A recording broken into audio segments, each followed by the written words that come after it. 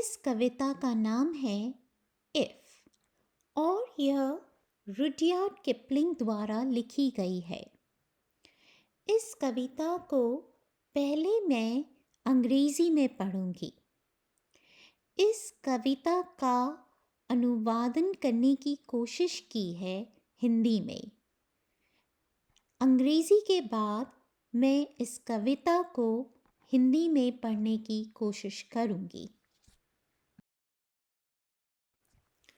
If you can keep your head when all about you are losing theirs and blaming it on you, if you can trust yourself when all men doubt you, but make allowance for their doubting too, if you can wait and not be tired by waiting or being lied about, don't deal in lies, or being hated, don't give way to hating, and yet don't look too good nor talk too wise. अब यही paragraph Hindi में। यदि आप शांत रह सकते हैं जब आपके आसपास के सभी लोग शांति खो रहे हैं और इसे आप पर दोष दे रहे हैं, यदि आप खुद पर भरोसा कर सकते हैं जब सभी लोग आप पर संदेह कर रहे हैं, लेकिन उनके संदेह के लिए भी अनुमति दे, यदि आप प्रतीक्षा कर सकते हैं और प्रतीक्षा करते समय थकते नहीं हैं, या आपके बारे में झूठ बोला जा रहा है लेकिन आप झूठ से समझौता नहीं करते हैं, या आपसे नफरत की जा रही है लेकिन आप नफरत को रास्ता नहीं देते हैं और फिर भी बहुत अच्छा नहीं लगते और न ही बहुत बुद्धिमानों जैसी बात करते हैं। If you can dream and not make dreams your master, if you can think and not make thoughts your aim, if you can meet with triumph and disaster and treat those two impostors just the same, if you can bear to hear the truth you've spoken, twisted by knaves to make a trap for fools, or watch the things gave your life to broken, and stoop and build them up with worn out tools. अब यह paragraph Hindi में। यदि आप सपने देख सकते हैं और आप अपने सपनों को स्वामी नहीं बनाते हैं, यदि आप सोच सकते हैं और विचारों को अपना उद्देश्य नहीं बनाते हैं, यदि आप विजय और आपदा के साथ एक समान से मिल सकते हैं और उन दो धोखेबाजों को एक ही समझते हैं, यदि आप अपने द्वारा बोली गई सच्चाई को सुन सकते हैं, वह जो धूर्त द्वारा मूर्खों के लिए जाल में बुना गया है, या उन चीज़ों का सामना कर सकते हैं जिन्हें आपने अपना जीवन दिया जो अब टूट गया है, और आप क्षतिग्रस्त उपकरणों के साथ फिर से उनका निर्माण कर सकते हैं।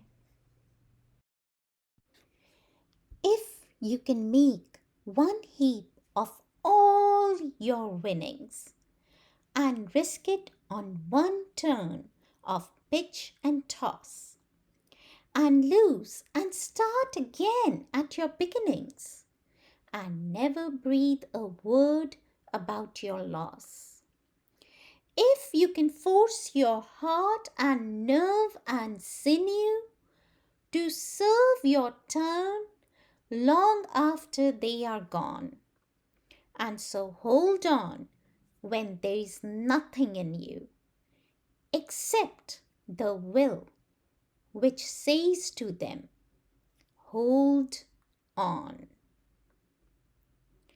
अब यह पैराग्राफ हिंदी में। यदि आप अपनी सभी जीत का एक ढेर लगा सकते हैं और आप एक अवसर लेने के लिए इसे जोखिम में डाल सकते हैं और हार कर भी फिर से शुरुआत से शुरू कर सकते हैं और अपने नुकसान के बारे में एक शब्द भी न बोलें। यदि आप अपने दिल और तंत्रिका और पेशियों को मजबूर कर सकते हैं अपनी बारी लेने के लिए, जब हर कोई बहुत पहले छोड़ गया है, और आप टिके रहते हैं जब आपके भीतर कुछ भी नहीं बचा है, केवल इच्छा शक्ति जो आपको कहती है टिके रहो। If you can talk with crowds and keep your virtue, or walk with kings nor lose the common touch, if neither foes nor loving friends can hurt you, if all men count with you but none too much, if you can fill the unforgiving minute with 60 seconds worth of distance run, yours is the earth and everything that's in it, and which is more, you'll be a man, my son. अब यह paragraph Hindi में।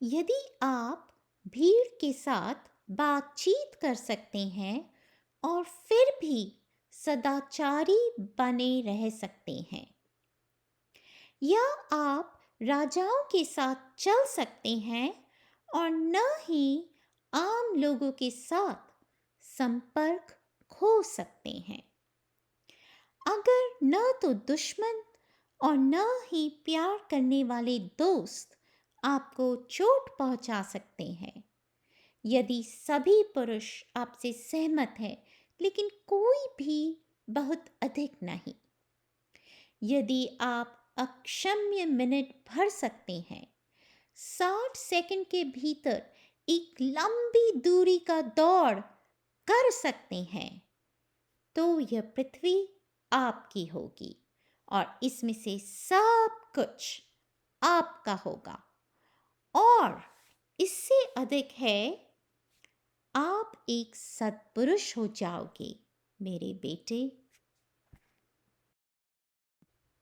इस कविता से हमें बहुमूल्य पाठ सीखने मिलता है। इस दुनिया में ऐसे कई लोग हैं जिन्होंने इस पाठ को अपनी जिंदगी में जी कर दिखाया है। इसका एक उदाहरण है राजा जनक। राजा जनक केवल एक महान राजा ही नहीं थे, केवल माता सीता के पिता ही नहीं, एक संत एवं सत्पुरुष भी थे। आज हम उस संत अथवा सत्पुरुष की 2 कहानी सुनते हैं। राजा जनक और नचिकेता। नचिकेता एक योगी थे। जब उन्होंने अपने गुरु को राजा जनक के पैर छूते हुए देखा तो नचिकेता क्रोधित हो गए।